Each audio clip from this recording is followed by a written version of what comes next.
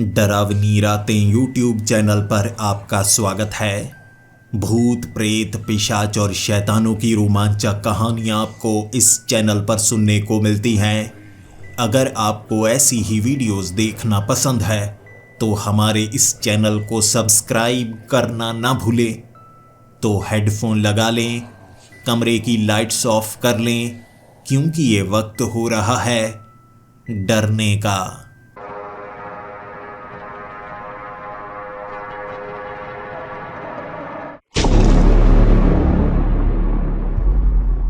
Hello दोस्तों, मेरा नाम दीपन है और मैं मध्य प्रदेश का रहने वाला हूँ।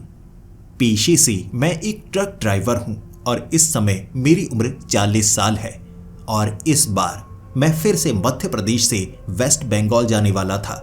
मुझे 700 किलोमीटर का सफ़र तय करना था, क्योंकि एक परिवार यहाँ से शिफ्ट होकर वेस्ट बंगाल सेटल होना चाहता था और मुझे घर का सारा सामान यहाँ से वहाँ पर शिफ्ट करना था। पूरी बात हो चुकी थी और मैं पहले से ही प्रोफेशनल तरीके से काम किया करता था। ट्रक चलाते हुए मुझे 12 साल हो चुके थे और इसमें बड़ी और छोटी कई परेशानियों का पहले भी मैं सामना कर चुका था। यानी कि कभी कभी आप सामान ट्रक में लोड करते हैं और उसके बाद जब बारी अनलोड की आती है तो लोग कहने लगते हैं कि ये वाला सामान भी था, वो वाला सामान भी था। हमारी कोई जिम्मेदारी नहीं होती। मेरी जिम्मेदारी है ट्रक को सही से चलाना, ताकि किसी भी तरह की किसी चीज़ को नुकसान ना पहुंचे।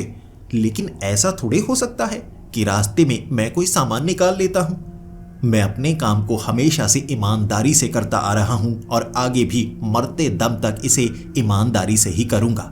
इसीलिए मैंने एक नया नियम बनाया था। मैं हमेशा एक नोटबुक लेकर जाया करता था और जब भी कोई सामान लोड हो रहा होता मैं उसे नोट करता रहता और उसके बाद जो मालिक होता नीचे उससे साइन करवाता और ये कहता, देख लीजिए यहाँ पर जो जो लिखा है अंदर वही रखा है और वही मैं डिलीवर करने वाला हूँ। इस बार भी उस घर का 2 घंटे में सारा सामान ट्रक के कंटेनर में लोड हो चुका था।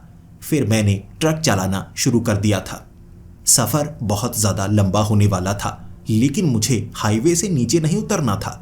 जब भी मैं सामान लेकर जाता हूं, मैं कोशिश करता हूं कि हाईवे पर रहूं। चाहे सफ़र थोड़ा लंबा हो जाए, लेकिन सामान को नुकसान नहीं पहुंचना चाहिए। लेकिन जब कंटेनर में सामान बिल्कुल नहीं होता, कई बार मैं हाईवे से नीचे उतरता हूं। अब टोल टैक्स बचाने के लिए छोटी मोटी कोशिश कभी कभी करनी ही पड़ती है और कई बार किसी जंगली रास्ते से भी गुजरना पड़ता है। मुझे कोई परेशानी नहीं होती, कुछ रुपए बच ही जाते हैं। 700 किलोमीटर का सफ़र मैं तय कर चुका था और जब बारी आई सामान अनलोड करने की तो सामने वाले वो जो लोग थे वो भी बड़े प्रोफेशनल थे। नोटबुक पर जो जो लिखा हुआ था उन्होंने फ़ोटो खींचकर पहले यहाँ भेज दी थी और एक एक करके सारा सामान बाहर निकाला जा रहा था। एक लकड़ी का बक्सा था। वो कहने लगे, ये हमारा सामान नहीं है। और मैंने कहा, कंटेनर में पहले कुछ नहीं था, ये आपका ही सामान होगा। जिंदगी में पहली बार ऐसा हुआ था कि सामान कम नहीं हुआ था, बढ़ गया था और वहां पर वो मानने को तैयार नहीं कि ये उनका सामान है। मैंने कहा, यह लकड़ी का पुराना बक्सा, मैं इसका क्या करूंगा? उन्होंने कहा, अब ये हमारा नहीं है, तुम इसे कहां से लेकर आए हो ये तुम्हें पता होगा, लेकिन अब इसे तुम ले जा सकते हो। फिर मैं क्या करता?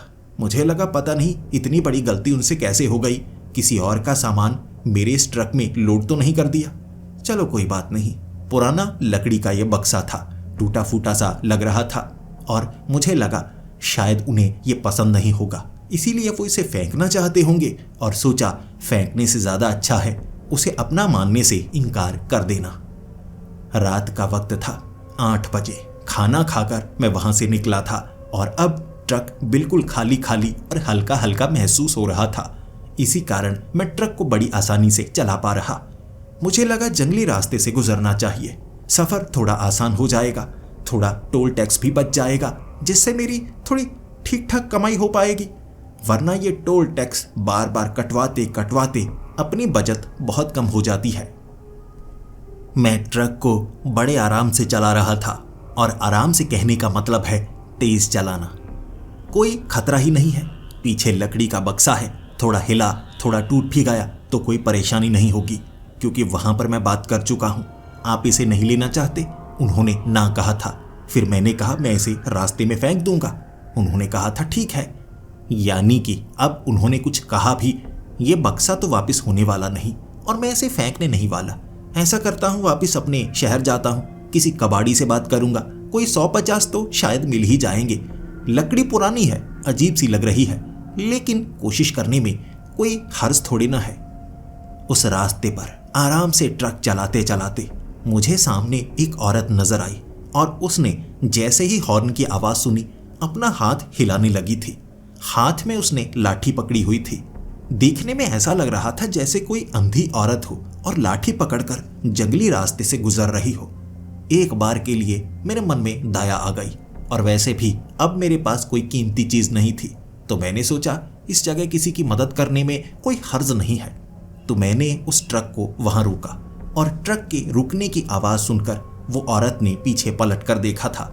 काले रंग के चश्मे उसने लगाए हुए थे और मैं ट्रक से उतरूं इसीलिए उसने चश्मे नीचे की तरफ किए, आंखों की तरफ इशारा किया और ये दिखाया कि वो सच में अंधी है, उसे कुछ नजर नहीं आ रहा है, और इशारों इशारों में कह रही थी कि क्या आप मुझे आगे तक छोड़ सकते हैं। मैंने ट्रक से नीचे उतर कर कहा, जी आप जंगली रास्ते से क्यों गुजर रही हैं? आपको नहीं पता यहाँ कितना खतरा हो सकता है? आपको किसी ने यहाँ पर छोड़ दिया है? उस औरत ने कहा, नहीं, मैं हर साल मंदिर में माथा टेकने के लिए जाती हूँ और यहाँ पर एक बड़ा ही प्राचीन मंदिर है, उसे कहा जाता है काली घाट वीरान मंदिर।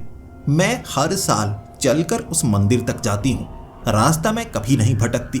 बाकी भगवान तो है ना हमारी रक्षा के लिए। मैं थोड़ा सा मुस्कुराया, फिर सोचने लगा, देखो लोगों की आस्था कैसी है।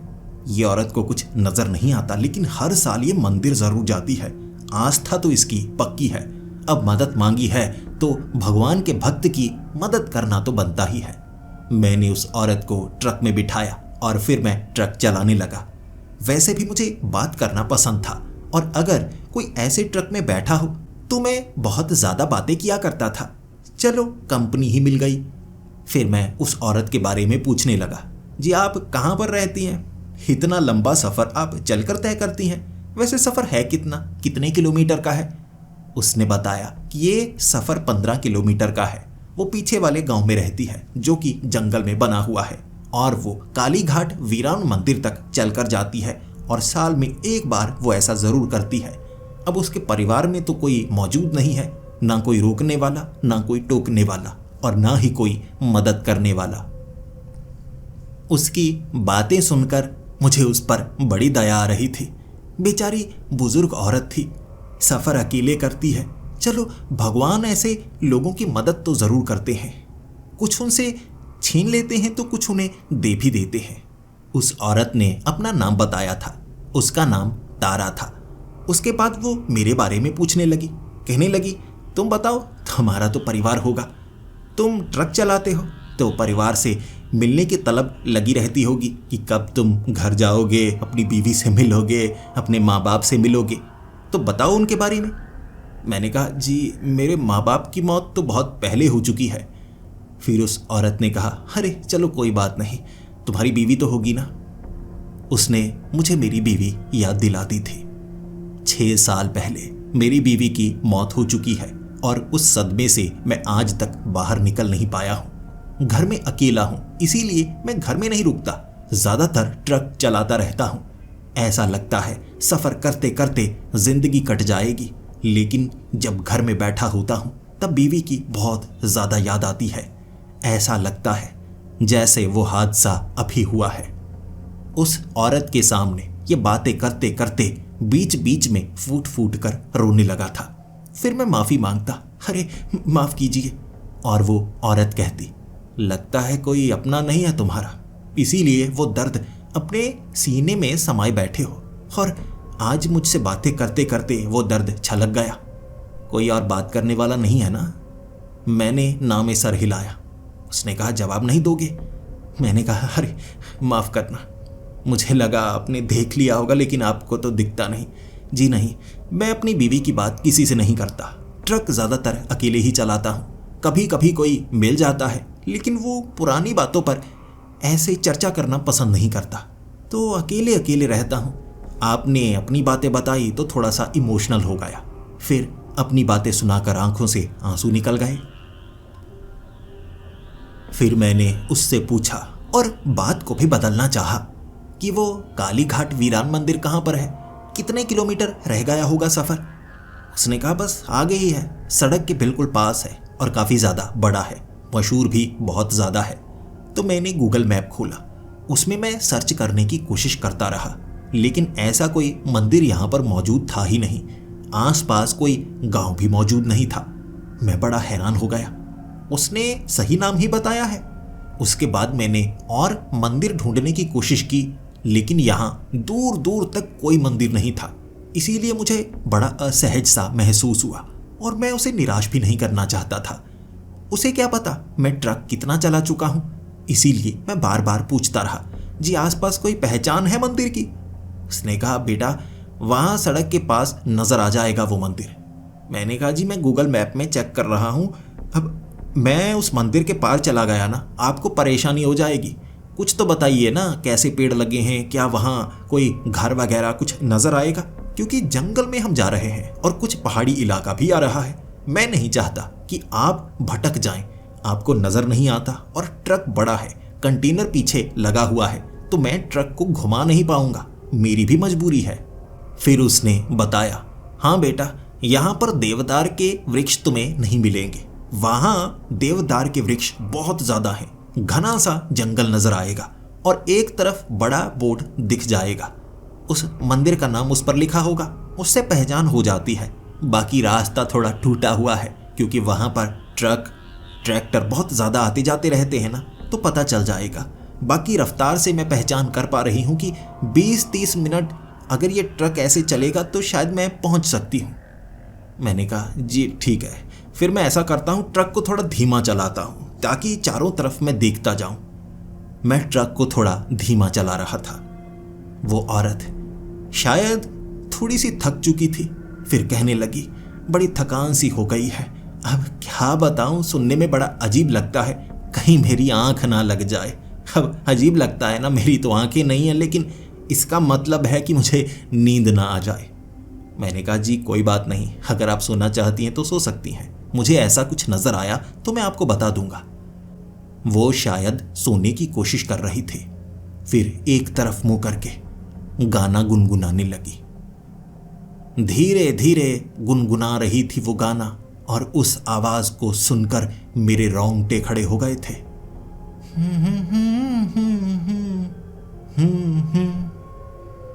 बार बार वही धुन, बार बार वही धुन। मैं इसलिए परेशान हो रहा था क्योंकि ये गाना मेरी बीवी गुनगुनाया करती थी। ये कोई मशहूर गाना नहीं है, मेरी बीवी ने बस मेरे लिए ये गाना बनाया था। जब भी अकेले में प्यार भरे पलों को महसूस कर रहे होते थे, तब वो इस गाने को गुनगुनाया करती थी और कहती थी, अगर ये गाना मशहूर हो गया ना, कभी किसी ने सुन लिया तो मैं कॉपीराइट से अमीर हो जाऊंगी। मैं मजाक बनाया करता था कि ये हमारे प्यार का गाना है, किसी और को मत सुनाना।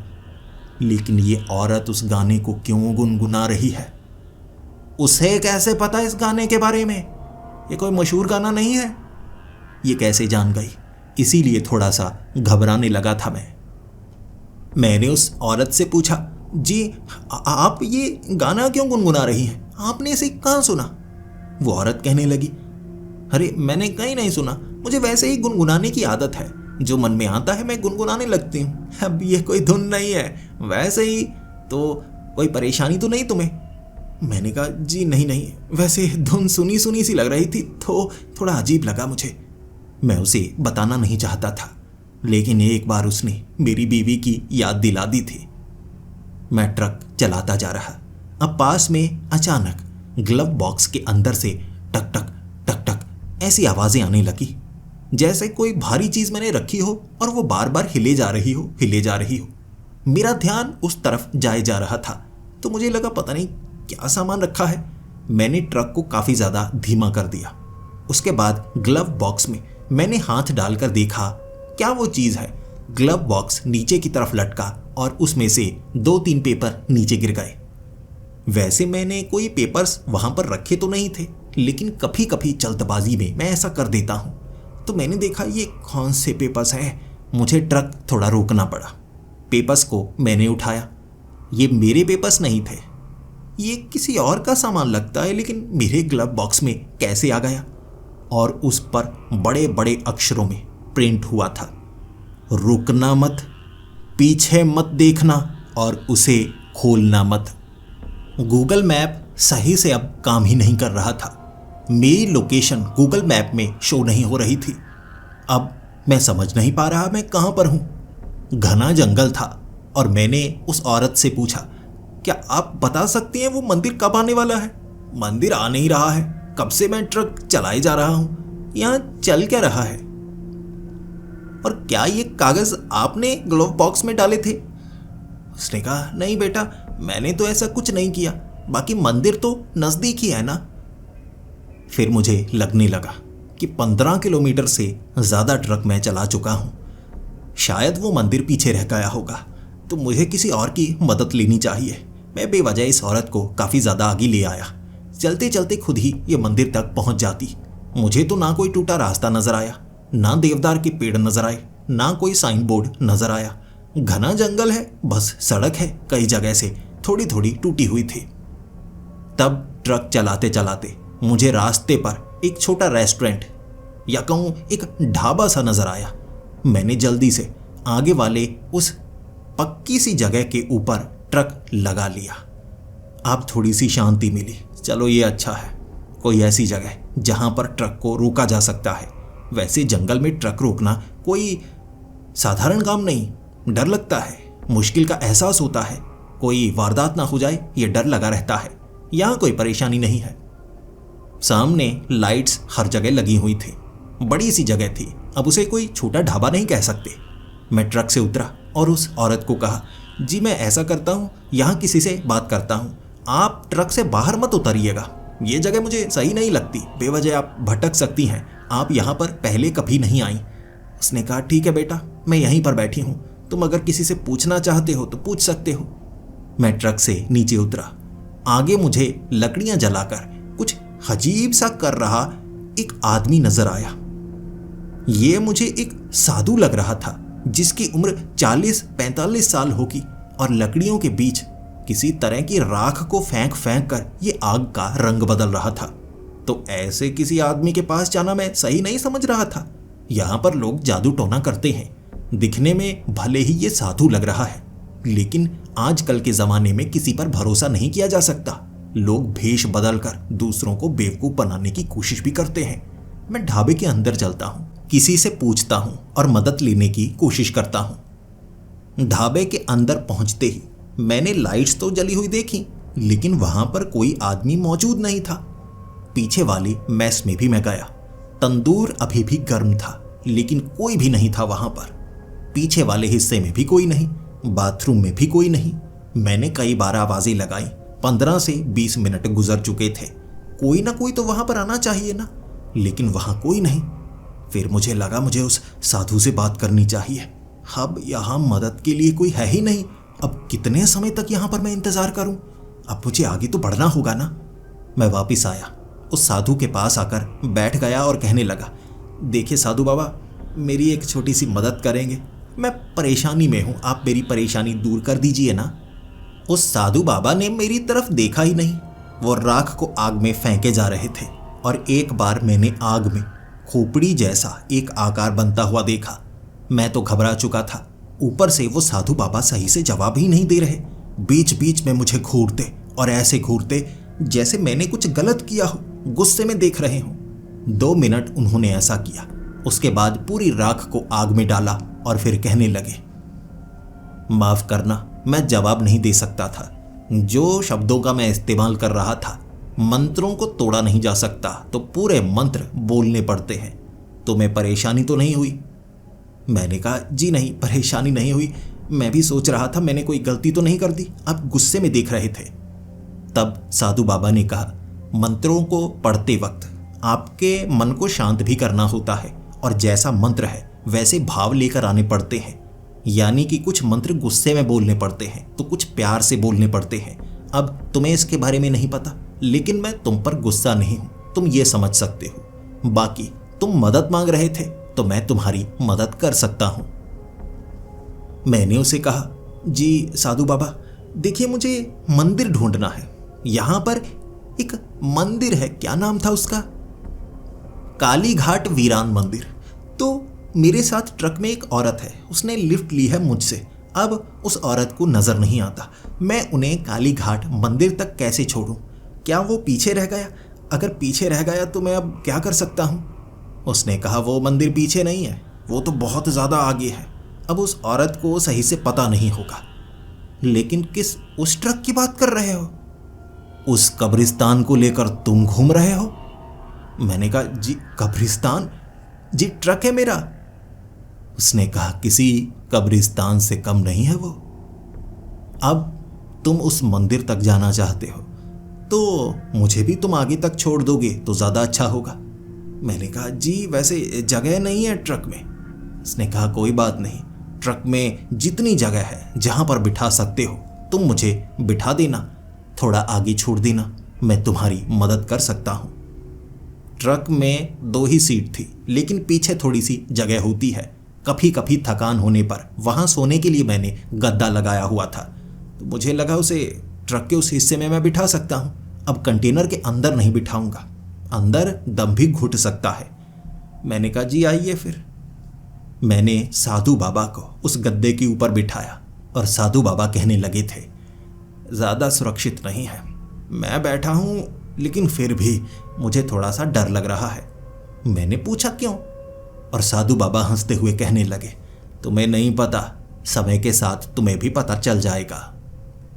मैंने साधु बाबा को अपना नाम बताया, जी मेरा नाम दीपौन, आपका नाम?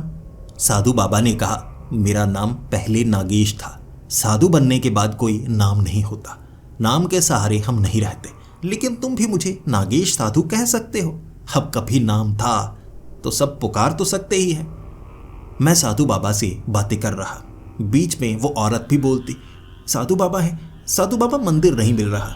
मैं उस औरत को कहता, जी शांत रहिए, अब साधु बाबा मदद कर रहे हैं, इन्हें इस जगह के बारे में पता है, ये बता सकते हैं। मैं ट्रक चलाने लगा था। धीरे धीरे उस ट्रक को मैं आगे बढ़ाता जा रहा और फिर अचानक वो औरत, जो कि शायद नींद में थी, बुड़बुड़ाने लगी। संस्कृत में कुछ बोले जा रही थी, जैसे मंत्र बुड़बुड़ा रही हो। ऐसे मंत्र थे। शुरू में मुझे ठीक लगा, लेकिन बाद में मुझे डर लगने लगा। किसी को संस्कृत के शब्दों से डर लग सकता है? बिल्कुल लग सकता है। जरूरी नहीं कि संस्कृत के शब्दों में जो मंत्रों का इस्तेमाल किया जा रहा है वो अच्छे मंत्र ही हैं। कई बार मंत्रों के इस्तेमाल से बुरी ताकतों को भी जगाया जा सकता है, तो आपको पता होना चाहिए किन शब्दों का इस्तेमाल हो रहा है। मैं थोड़ा सा डर गया, इसीलिए उस औरत को मैंने जगाया। फिर वो औरत कहने लगी, क्या हुआ बेटा? मैंने कहा, आप संस्कृत में कुछ बोले जा रही थी, जैसे कोई मंत्र हो। साधु बाबा आपने कुछ बताया नहीं? साधु बाबा कुछ नहीं बोले, लेकिन वो मुस्कुराते जा रहे थे और वो औरत भी घबरा चुकी थी। उसने कहा, मुझे तो संस्कृत आती ही नहीं बेटा, मैं पढ़ी लिखी नहीं हूँ, सीखना तो चाहती हूँ, कोई सिखा दे, लेकिन मुझे नहीं आती, मैं नहीं बोल सकती। इसलिए मैं डरने लगा था। अब जैसे ही मेरा ध्यान माइलेज की तरफ गया, डीजल में डलवा कर आया था, लेकिन ये क्या, डीजल कम होना चाहिए, बढ़ना नहीं चाहिए। सुई थोड़ी सी पीछे की तरफ थी। ये क्या, ये गेज खराब हो गया क्या? मैंने उसे थोड़ा सा हिलाया, लेकिन अब लग रहा था जैसे थोड़ी परेशानी होगी। जो अब तक हो रहा था वो भी कौन सा साधारण हो रहा था। जब अचानक आगे वाले उस कांच में मेरी नजर पड़ी, जिससे मैं बार बार साधु बाबा को पीछे देख रहा था। साधु बाबा मेरी तरफ देखकर मुस्कुराए जा रहे थे और तभी मुझे साधु बाबा की पीठ के पीछे एक बच्चा नजर आया। एक बच्चा जिसकी सारी की सारी आंखें काली थी, काले गड्ढे थे, आंखें नहीं थी। मैं घबरा गया, ट्रक थोड़ा सा झूल गया। फिर मैंने पीछे मुड़कर देखा, पीछे कोई नहीं था। साधु बाबा ने कोई सवाल नहीं पूछा कि मैं डरकर पीछे क्यों देख रहा हूं। ना तो पीछे बच्चा था, ना अब कांच में बच्चा नजर आया। मैंने कहा, साधु बाबा आपके पीछे मुझे बच्चा नजर आया। साधु बाबा ने कहा, यहां तो कोई नहीं है, तुम भी देख सकते हो, लेकिन मैं तुम्हारा डर महसूस कर सकता हूं। फिर हम नदी के पास से गुजर रहे थे। नदी का बहाव बहुत ज्यादा था। मुझे लगा बड़े ध्यान से मुझे ट्रक चलाना होगा, जरा भी गड़बड़ नहीं होनी चाहिए। उसके बाद ट्रक सही से चल ही नहीं रहा और अचानक ट्रक बंद पड़ गया। मैंने जल्दी से ब्रेक लगाई। मैं नहीं चाहता था कि ट्रक मुझसे संभले ना। फिर मैंने ट्रक को स्टार्ट करने की कोशिश की। ट्रक स्टार्ट नहीं हो रहा था। मुझे बड़ी घबराहट सी होने लगी। वो औरत ने कहा, क्या हुआ बेटा, अब तुम ट्रक चला नहीं रहे हो? लेकिन साधु बाबा ने कोई सवाल नहीं पूछा। साधु बाबा बस मुस्कुराते जा रहे थे। और साधु बाबा को मैंने कहा, साधु बाबा देखो, ट्रक चल नहीं रहा है, मुझे लगता है इंजन में किसी तरह की खराबी ना आ गई हो। क्या आसपास कोई मैकेनिक वगैरह होगा? वैसे मेरा फोन भी काम नहीं कर रहा। साधु बाबा ने कहा, हम जंगल में हैं, यहां ऐसा कुछ नहीं मिलेगा, लेकिन मैं तुम्हारी थोड़ी मदद तो कर सकता हूं। मैं भी ट्रक से नीचे उतरा था। साधु बाबा भी नीचे उतरे थे। मुझे लगा साधु बाबा कहेंगे कि कोई मदद की जरूरत है, धक्का देना है, ऐसा कुछ वो कहेंगे। ट्रक भारी होता है, ये सब नहीं किया जा सकता। कुछ और करना हो तो वो मदद की गुजारिश करेंगे। लेकिन साधु बाबा ने कहा, कंटेनर को खोलो, मैं तुम्हारी थोड़ी मदद कर देता हूं। मैंने कहा, साधु बाबा कंटेनर में कुछ नहीं है। फिर साधु बाबा ने कहा, वो लकड़ी का बक्सा तो मौजूद है ना, तुम्हारी परेशानी उससे ही जुड़ी है, मैं उस परेशानी को थोड़ा सा शांत करता हूं। कंटेनर खोल दो, कोई कीमती चीज तो नहीं है ना पीछे, डर क्यों रहे हो? साधु बाबा की बात भी सही थी, लेकिन हैरानी की बात तो ये, साधु बाबा को कैसे पता लकड़ी का बक्सा पीछे पड़ा है? मैं ऐसी जगह पर था, एक तो अजीब औरत, दूसरे साधु बाबा जो जवाब नहीं देते, बस मुस्कुराते हैं, जो बोलते हैं बड़ा भयानक सा होता है, अपने आप समझ में आ जाता है। मैंने उस कंटेनर को खोला और वो बक्सा मुझे हिलता हुआ नजर आया, जैसे किसी जानवर को उसमें बंद किया गया हो। वो बक्सा हिल रहा था और मैंने कहा, साधु बाबा ये क्या, इसमें तो कुछ होना नहीं चाहिए। साधु बाबा ने कहा, डरने की बात नहीं है, इसे मैं संभालता हूं, तुम आगे ट्रक को देखो। मैं वहां से हिला तक नहीं। साधु बाबा ने उस बक्से को हाथ से पकड़ा और मंत्रों का इस्तेमाल करने लगे। वो बक्सा बड़े जोर जोर से हिल रहा था, लेकिन अचानक वो बक्सा हिलना बंद हो गया। फिर साधु बाबा ने कहा, अब तुम देखो ट्रक सही से काम करता है या नहीं करता। मुझे तो कुछ समझ नहीं आ रहा था, ट्रक का इस बक्से से क्या रिश्ता, और इस बक्से में कौन सा जानवर है? साधु बाबा को कुछ पता है या नहीं? वो जवाब नहीं दे रहे थे, बस मुझे बता रहे थे क्या करना है। तो मैं आगे गया, इंजन को देखा, रेडिएटर चेक किया, कूलेंट मौजूद है या नहीं, मैंने वो देखा, सब कुछ ठीक था। फिर मैंने ट्रक को स्टार्ट करना चाहा। ट्रक अब भी स्टार्ट नहीं हो रहा था, लेकिन सामने से एक बाइक वाला इस तरफ आया। किसी और को देखकर मन थोड़ा सा शांत हुआ। अरे कोई तो है, चलो मेरी मदद करेगा। मैंने हाथ दिया। वो बाइक वाला करीब आकर रुका। ये एक पुलिस वाला था, जो मुझे देखते ही कहने लगा, क्या हुआ, ट्रक खराब हो गया? वो भी ऐसी जगह पर? ऐसी जगह पर नहीं रुकना चाहिए। क्या तुम अकेले ही हो? मैंने कहा, जी नहीं, एक बूढ़ी अम्मा मेरे साथ हैं जिन्हें दिखाई नहीं देता, एक साधु बाबा हैं, उन्हें भी मैं लिफ्ट देने के लिए बिठाए हुए था। अब ट्रक इस जगह पर खराब हो गया। फिर उसने कहा, अब मैं तो मदद नहीं कर सकता, यहाँ पर कुछ भी काम नहीं करता। तो ऐसा करता हूँ, तुम्हारी मदद के लिए मैं अपनी बाइक को लेकर जाता हूँ। काफ़ी दूर जाना होगा, लेकिन मैं मदद के लिए कुछ लेकर आऊँगा। रास्ता इसी तरफ है। अगर ट्रक स्टार्ट हुआ तो वहाँ पुलिस स्टेशन के पास रुक जाना, बताते जाना, ऐसा ना हो मैं बेवजह तुम्हें ढूंढने की कोशिश करता रहूँ। ट्रक ठीक हो तो इसी तरफ पड़ना, पीछे की तरफ मत जाना, ठीक है ना? मैंने कहा, जी। आपका नाम? उस पुलिस वाले ने अपना नाम राजवीर बताया था और वो बाइक लेकर वहाँ से निकल गया। फिर मैं पीछे गया, क्योंकि मुझे एक बच्चे की आवाज़ सुनाई दे रही थी। जैसे ही मैं साधु बाबा के पास पहुंचा, ये बच्चे के रोने की आवाज़ थी। अगर ये पुलिस वाला सुन लेता, वो हमारे बारे में गलत सोच सकता था। मैंने बाबा को कहा, बाबा ये बच्चे की रोने की आवाज़। बाबा ने कहा, डरने की कोई बात नहीं है, मैं संभाल चुका हूं, बस आवाज़ों पर ध्यान मत देना। वो लकड़ी के बक्से के अंदर से बच्चे के रोने की आवाज़ आ रही थी। ये किस तरफ इशारा करती है? किसी बच्चे को कैद किया गया है। मैंने कहा, साधु बाबा बच्चे को निकालना होगा। साधु बाबा ने कहा, ऐसी गलती मत करना, बक्से को खोलने के बारे में सोचना मत। मरना तो नहीं चाहते ना? मैंने इसे शांत किया है, अब तुम कोशिश करो ट्रक स्टार्ट होता है या नहीं। मैं भी पूरी कोशिश कर रहा हूं। मैं फिर से ट्रक के अंदर आकर बैठा।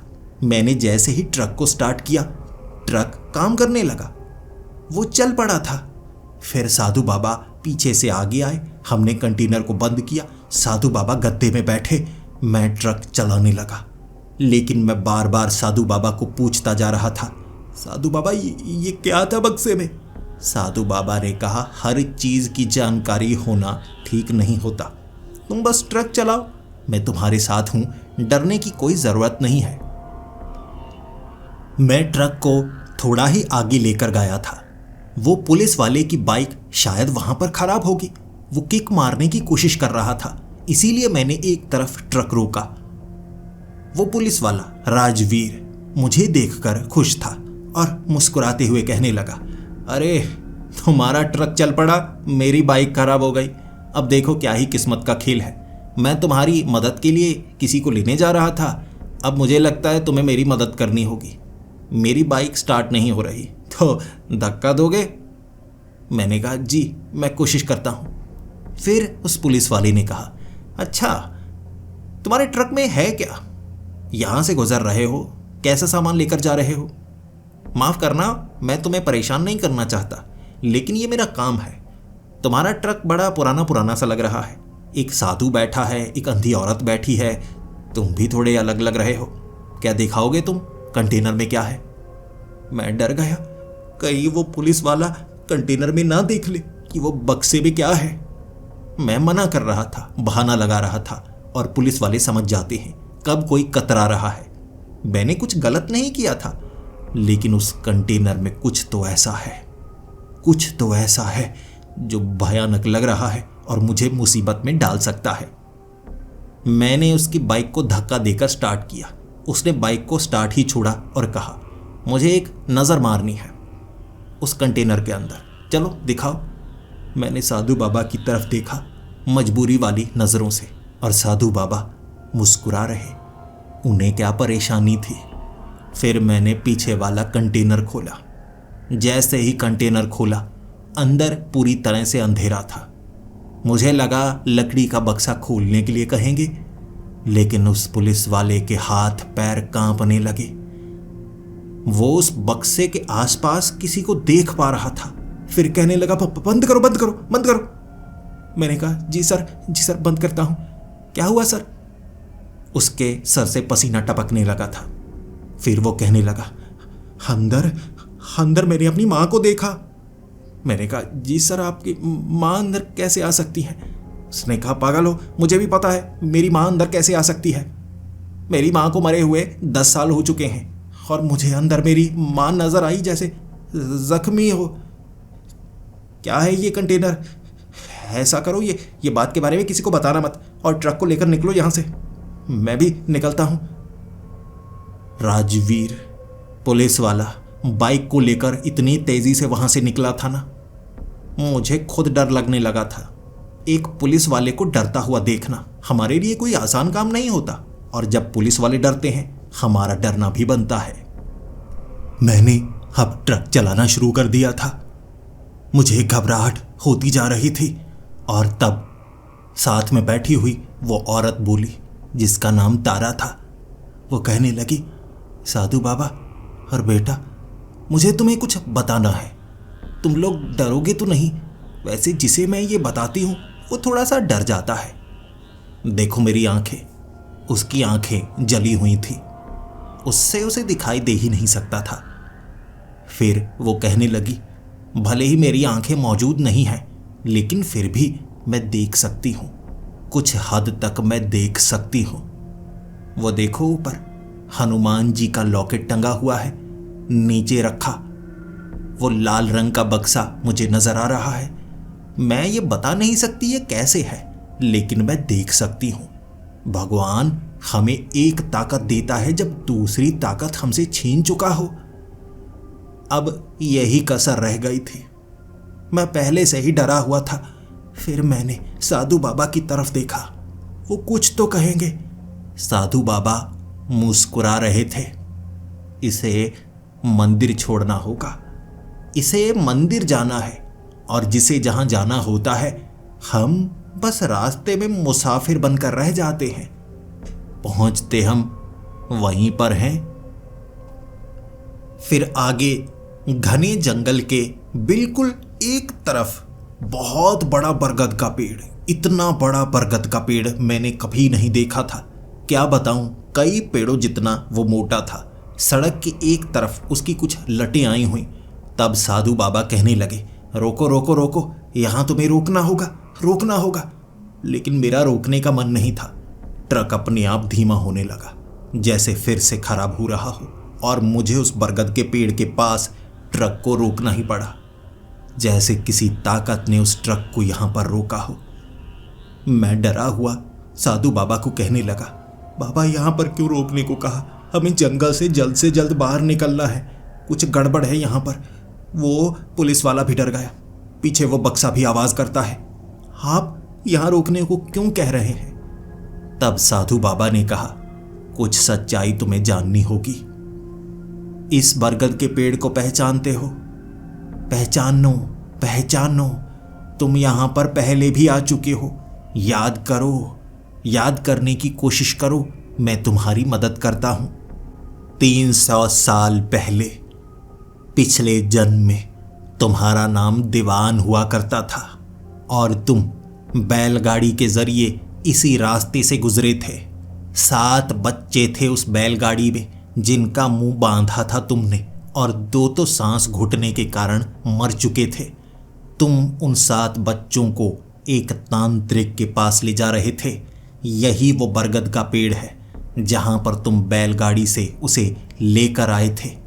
वो 7 रूहें अब भी बंधी हुई हैं, और वो जो बक्सा है ना, वो उसी बैलगाड़ी की लकड़ी से बना हुआ बक्सा है। तेरी किस्मत में था वो, तेरी किस्मत में। जो तूने गलती की है उसे ठीक करने का मौका है तेरे पास। मुझे बहुत ज्यादा डराया जा रहा था, और वो औरत भी कहने लगी। तभी मुझे वो दृश्य नजर आ रहे हैं। मुझे तुमसे जुड़ाव महसूस हो रहा है। पीछे उस बक्से के अंदर से आवाज आने लगी जो पूरे कंटेनर में गूंजने लगी थी। आप हमें यहां लेकर आए थे। उसने हमें कोयले खिलाए थे, गर्म कोयले हमारे गले में डाले थे, जिससे मेरे गले में जलन हुई थी। मैं ऐसे मारा गया था। एक बच्चा कह रहा, दम घुटते वक्त फेफड़ों में कितना दर्द होता है, पता है आपको? वो असहनीय दर्द होता है। बहुत दर्द हुआ था मुझे। वो आवाजें मेरे सर को फटने पर मजबूर कर रही थी।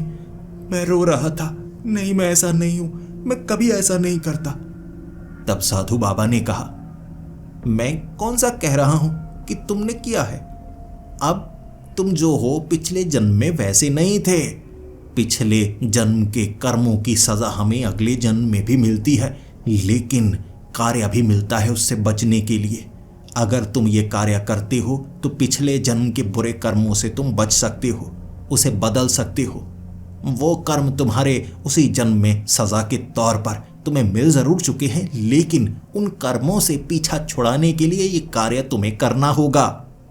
तब वो औरत ने कहा था, मेरे पास सिर्फ चीजें देखने की ही ताकत नहीं है, चीजें दिखाने की ताकत भी है। उसने मेरे सर पर अपना हाथ रखा था, और फिर मेरी आंखों के सामने दृश्य घूमने लगे। ये मेरे पिछले जन्म के दृश्य थे। मैं क्या काम किया करता था, बैलगाड़ी क्यों चलाता था। मुझे उस तांत्रिक से धन दौलत और बहुत कुछ चाहिए था। बदले में 7 बच्चों की बलि देने के लिए वहां लेकर गया था। और वो तांत्रिक यहीं पर नहीं रुका था, मैंने अपनी बीवी की बलि भी दी थी, सिर्फ धन दौलत पाने के लिए। पिछले जन्म के वो गलत कर्म मेरी आंखों के सामने दर्द बनकर घूमने लगे थे और मुझे बचने का तरीका साधु बाबा बता रहे थे। नियति हर किसी को एक खास जगह लेकर आती है, इतिहास को बदलने का मौका देने के लिए, और ये नियति मुझे इसीलिए यहां पर लेकर आई थी। मैंने साधु बाबा को कहा, साधु बाबा मुझे क्या करना होगा? साधु बाबा मेरे साथ उस बक्से को निकालकर उस पेड़ के नीचे रख चुके थे। वो बक्सा बड़ी जोर जोर से हिल रहा था और 7 बच्चों की आवाज आ रही थी, जिसके बाद साधु बाबा ने कहा, मेरे साथ मंत्रों को बोलो। मैं जैसा जैसा साधु बाबा कहते वैसा वैसा बोले जा रहा था। लगभग आधे घंटे तक हमने उन मंत्रों का उच्चारण किया था और रात खत्म होने का नाम ही नहीं ले रही थी। फिर साधु बाबा ने कहा, बक्से को कंटेनर में रखो, यहाँ का कार्य हो चुका है। अब तुम्हें इन आत्माओं को काली घाट मंदिर में लेकर जाना होगा। काली घाट वीरान मंदिर इनकी प्रतीक्षा कर रहा है। उस बक्से को मैंने कंटेनर में रखा था। मुझे लगा था वो सफ़र आसान होगा, लेकिन वो आवाज़ें बंद नहीं हो रही थीं। इतने में राजवीर, वो पुलिस वाला, अपनी बाइक लेकर आ चुका था। बस ये आवाज़ें उसने सुनी और फिर वो ट्रक के आगे बाइक लगाकर कहने लगा, रुको, कोई नहीं जाएगा। बक्से में बच्चे हैं ना, और मुझे जो मेरी माँ नज़र आई थी, तुमने कुछ सुंघाया मुझे। ये बाबा बाबा ऐसे ही होते हैं, कुछ सुंघाया मुझे, ये सब नज़र आ रहा था। बचना चाहते थे, स्मगलिंग कर रहे हो, बच नहीं पाओगे। उसने अपनी रिवॉल्वर निकाली थी, सीधा मेरी तरफ तान दी थी। फिर वो कहने लगा था, छोड़ो छोड़ो, ट्रक की चाबी इस तरफ फेंको, मैं तुम्हें यहाँ बांधता हूँ। मुझे अपने साथियों को यहाँ लेकर आना होगा। साधु बाबा मेरे कान के करीब आकर कहने लगे थे, अगर अब बच्चों को मुक्ति नहीं मिली तो कभी नहीं मिलेगी, और अगर बच्चों को मुक्ति नहीं मिली तो तुम्हारी आत्मा को भी मुक्ति नहीं मिलेगी। हर जन्म में तुम यहीं पर भटकते रहोगे, और यहाँ हो सकता है अगली बार तुम्हें नियति ऐसा मौका ना दे। तुम्हें बच्चों को मुक्ति दिलानी होगी। फिर क्या, मैंने पुलिस वाले को कह दिया था, जी नहीं, मुझे ये ज़रूरी काम करना है, आप मुझे रोक नहीं सकते। उसने रिवॉल्वर मेरी तरफ तानी और मैं पीछे हटने लगा तो वो मेरी टांग में गोली मारना चाहता था, लेकिन तारा, वो औरत, सामने आ गई और कहने लगी, गोली नहीं चलेगी, ये रिवॉल्वर काम नहीं करेगा। उसने गोली चलाने की कोशिश की, सच में गोली नहीं चल रही थी। वो हैरान हो गया, ये क्या, गोली क्यों नहीं चल रही? तब साधु बाबा ने कहा था, तुम नियति को टाल नहीं सकते, इसीलिए इसे जो कार्य मिला है वो करने दो। उस बक्से से बच्चों की आवाज़ आ रही और उस पुलिस वाले ने कहा था, स्मगलिंग मैं होने नहीं दूंगा। मैं जल्दी से ट्रक पर बैठा। इतने में वो औरत भी बैठ चुकी थी। साधु बाबा ने पता नहीं विभूति उस तरफ फेंकी थी, जिससे वो पुलिस वाला नीचे गिर गया। वो कुछ समय के लिए बेहोश हुआ था। जितने में मैंने ट्रक को घुमाया, उतने में वो बाइक पीछे लगा चुका था। फिर साधु बाबा ने कहा था, अब तुम्हें काली घाट वीरान मंदिर नजर आएगा, जो मौजूद तो है, लेकिन सिर्फ जिसे वो दिखता है उसके लिए कार्य होता है। वो मंदिर किसी आम इंसान को नजर नहीं आता। अब तुम भी उस दृष्टि से उस मंदिर को देख सकते हो जिससे तारा देख पाती है। मैंने ट्रक को भगाना शुरू कर दिया था। साधु बाबा कह रहे थे, अड़चनें जितनी भी आए, रुकना नहीं है। मैं ट्रक को चलाता जा रहा था और उस घने जंगल में मुझे दूर रोशनी नजर आने लगी थी। साधु बाबा की मदद से मैं उस रोशनी के करीब तक पहुंचा, लेकिन पीछे ट्रक का पीछा करता हुआ वो पुलिस वाला भी साफ नजर आ रहा था। वो हमें रोकना चाहता था और मैं रुकने वाला नहीं था। ट्रक मैंने एक जगह पर रोका और वो पुलिस वाला रिवॉल्वर निकाल कर कहने लगा था, अब गोली मिस नहीं होगी, तुम मारे जा सकते हो। मैं कहता हूं सरेंडर कर दो। बच्चे जो बक्से में हैं उन्हें निकालो बाहर। साधु बाबा ने कहा था, बक्सा मत खोलना, बक्सा मंदिर में खुलेगा, तभी उनकी आत्मा को शांति मिलेगी, वरना बहुत बुरा हो सकता है। वो पुलिस वाला मानने का नाम ही नहीं ले रहा, जिसके बाद मुझे उसके सामने खड़ा होना पड़ा और मैंने कहा, इस बक्से को मैं खोलूंगा। आप कहते हैं इसे खोलना है, मैं खोलूंगा। आप रिवॉल्वर मेरे ऊपर ताने रखना। इस बक्से को हम उस सामने वाले मंदिर के अंदर लेकर जाएंगे। उस मंदिर को देखकर वो भी हैरान था। कैसे उसमें रोशनी है, आसपास जैसे आग जलाई हो। बड़ा भव्य मंदिर, लेकिन रातों रात यहाँ पर कैसे आ गया? वो कई बार यहाँ से गुजर चुका था, लेकिन ये नियति थी जो हम सबको ये दिखा रही थी। मैंने कहा, आप इस बक्से को वहाँ खुलता हुआ देख सकते हैं। यकीन कीजिए, उस बक्से में बच्चे नहीं हैं, उनकी आत्मा है। जैसे आपको आपकी माँ नजर आई, एक रहस्य है इस बक्से से जुड़ा हुआ। बस आप साथ चलिए। वो मानने का नाम नहीं ले रहा था, तो मैंने कहा, आप ऐसा कीजिए, अगर मैंने कोई गड़बड़ की, आप गोली चला सकते हैं। मेरी पीठ पर गोली चलाना चाहते हैं तो चला सकते हैं। इस बक्से को हमें उस मंदिर में लेकर जरूर जाना है। साधु बाबा मेरी मदद करने लगे और वो पुलिस वाला हैरान इस चीज से था, एक अंधी औरत रास्ता दिखा रही है। वो भी पीछे पीछे रिवॉल्वर को मेरी तरफ ताने हुए और उसने कहा, किसी ने चालाकी दिखाई, मैं गोली चला दूंगा। हम सब वहीं पर तैयार थे। बक्से को हम मंदिर के अंदर लेकर गए और जैसे ही मंदिर की पहली सीढ़ी पर हमने पैर रखा था, अपने आप मंदिर की घंटियां बजने लगी थी। वो आवाज बड़ी जोरदार थी। जोर जोर से मंदिर की वो घंटियां ऐसी आवाज कर रही थीं जो आवाज कान के पर्दे फाड़ने पर उतारू थी। उस बक्से को जब वहां पर हमने रखा, बच्चों की वो आवाजें बंद हो चुकी थी और तब साधु बाबा ने कहा था, खोलो इस बक्से को, तुम्हारा आखिरी कार्य, मुक्ति दो उन्हें। तब पुलिस वाले के सामने हाथ जोड़कर मैंने कहा था, देखिए, बक्से के अंदर से कुछ भी ऐसा नहीं निकलेगा। मैंने बक्से को खोला और तब बक्से से 7 बच्चे बाहर आए थे। कुछ के मुंह पर पट्टी बंधी हुई, कुछ की बाजुएं बंधी हुई, एक के गले पर निशान था, खून बह रहा। पुलिस वाले ने तब मुझे कहा था, ये क्या है, ये बच्चों को स्मगल कर रहे हो? मैंने कहा, नहीं, ये जिंदा नहीं है। और एक एक करके वो बच्चा जब मंदिर की सीढ़ी से अंदर की तरफ जा रहा, राख में बदल रहा था, तब वो पुलिस वाला भी देखता रह गया। जैसे जैसे एक एक पैर रखता रखता वो बच्चा अंदर गया, राख में बदलता गया और उसकी आत्मा हवा में ऊपर की तरफ उड़ती चली गई। फिर उस बक्से को आग लगी, बक्सा जलने लगा था। उस जलते हुए बक्से से एक चिंगारी मेरी एक आंख पर गिरी थी। आंख जलने लगी और उस दिन के बाद से उस आंख से मैंने कभी नहीं देखा। ये मेरी सजा थी। वो बक्सा भी राख में बदल गया। बच्चों का कोई सबूत वहां पर मौजूद नहीं था। जैसे पहले अजीब सी मनहूसियत थी जो शांत हो चुकी थी। हर कोई शांत था, साधु बाबा भी, वो औरत भी और वो पुलिस वाला भी। सबने अपनी आंखों से देखा था और फिर साधु बाबा ने कहा था, मेरा कार्य पूर्ण हुआ, मैं अब जंगल में जा रहा हूं। और वो औरत भी कहने लगी, इस मंदिर में आना मेरी नियति थी, मैंने अपना कार्य पूर्ण किया, तुम अब जा सकते हो।